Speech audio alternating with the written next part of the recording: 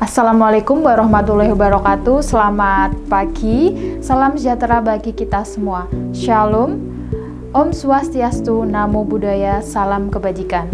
Perkenalkan, saya Nur Habibah dari SMA Negeri 2 Pati.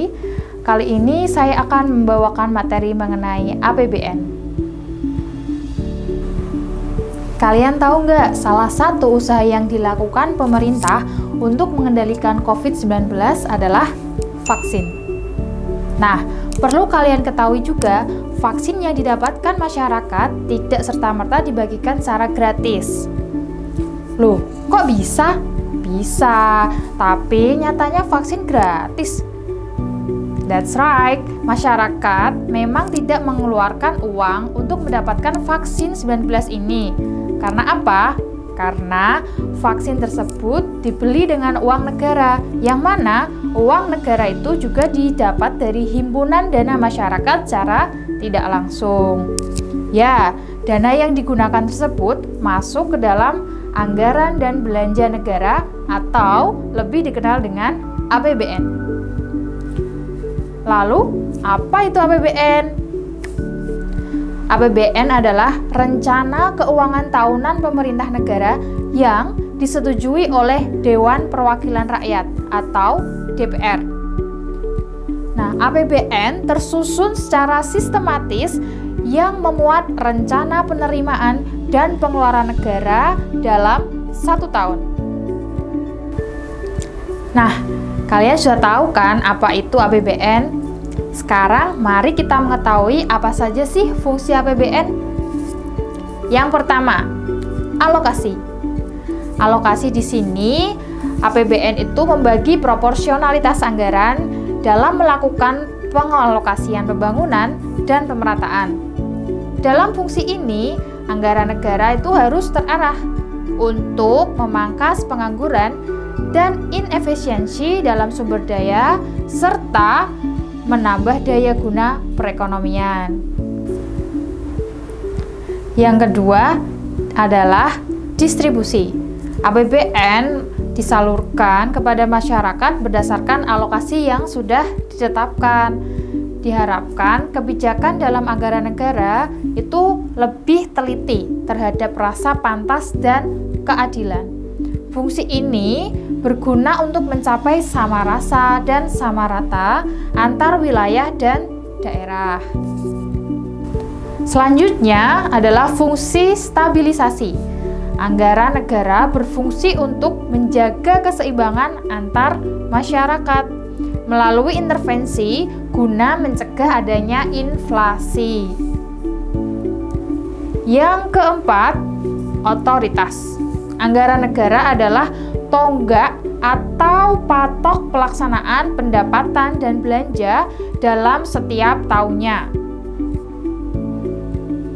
Untuk itu, pemerintah berhak untuk mengatur seluruh kegiatan ekonomi berdasarkan aturan yang sudah ditetapkan dalam undang-undang. Next, fungsi perencanaan. APBN mengalokasikan sumber daya sesuai dengan apa yang sudah direncanakan setiap tahunnya. Oleh karena itu, penyusunan APBN tidak semudah mengembalikan telapak tangan. Perlu adanya kontribusi dari berbagai sektor, lalu dibahas dalam suatu perundingan hingga akhirnya disahkan. Fungsi yang terakhir, fungsi regulasi. Nah, regulasi di sini mendorong kebutuhan ekonomi suatu negara yang bertujuan jangka panjang untuk meningkatkan kemakmuran rakyat. Oke, itu tadi fungsi dari APBN. Sekarang kita lanjutkan untuk mengetahui apa sih tujuan dibuatnya APBN. Yuk, kita cek. Yang pertama, meningkatkan pertumbuhan perekonomian negara.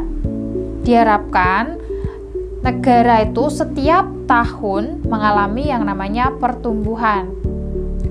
Maka dari itu, APBN mempunyai tujuan untuk meningkatkan pertumbuhan ekonomi tersebut. Yang kedua, sebagai pedoman penerimaan, dan pengeluaran negara dalam melaksanakan tugas kenegaraan agar dapat meningkatkan pertumbuhan ekonomi. Yang ketiga, meningkatkan produksi dan kesempatan kerja agar kesejahteraan rakyat terpenuhi. Negara sudah memikirkan sedemikian rupa supaya masyarakatnya sejahtera. Yang keempat, meningkatkan transparansi dan pertanggungjawaban pemerintah kepada DPR dan masyarakat luas. Kemudian, meningkatkan koordinasi antar bagian dalam lingkungan pemerintah. Yang keenam, membantu pemerintah mencapai tujuan fiskal dalam mengatasi inflasi. Selanjutnya, menciptakan efisiensi dan keadilan dalam menyediakan barang dan jasa publik melalui proses yang lebih prioritas. Tujuan penyusunan APBN yang terakhir adalah memungkinkan pemerintah memenuhi prioritas belanja. Oke, itu tadi materi pokok mengenai APBN. Sekarang kita lanjut ke studi kasus pengalokasian APBN berdasarkan prioritas. Dilansir dari postingan Biro Komunikasi dan Layanan Informasi Kementerian Keuangan, di tengah peningkatan kasus COVID-19, pemerintah berupaya untuk menahan dampak sosial ekonomi yang ditimbulkan. Nah, APBN dialokasikan untuk menangani sektor kesehatan dan perlindungan sosial. Peningkatan masing-masing menjadi Rp214,95 triliun dan Rp187,84 triliun dengan total penambahan Rp55,21 triliun bersumber dari pemanfaatan dana cadangan serta refocusing dan realokasi belanja. Selain itu, pemerintah berkomitmen untuk menjaga supaya defisit agar tidak melebihi target APBN 2021. Pemerintah terus melanjutkan upaya pemulihan ekonomi yang ditopang oleh kerja keras APBN, di mana terjadi tren perbaikan pada semua jenis penerimaan seiring optimalisasi belanja negara bagi kesejahteraan masyarakat secara merata. Kinerja APBN yang dimaksud di sini adalah rencana penambahan penerimaan pemerintah melalui sektor pajak yang kini mengalami beberapa perubahan, termasuk pajak PPN untuk pembelanjaan pada online shop seperti Shopee, Tokopedia, Blibli.com, dan lain sebagainya.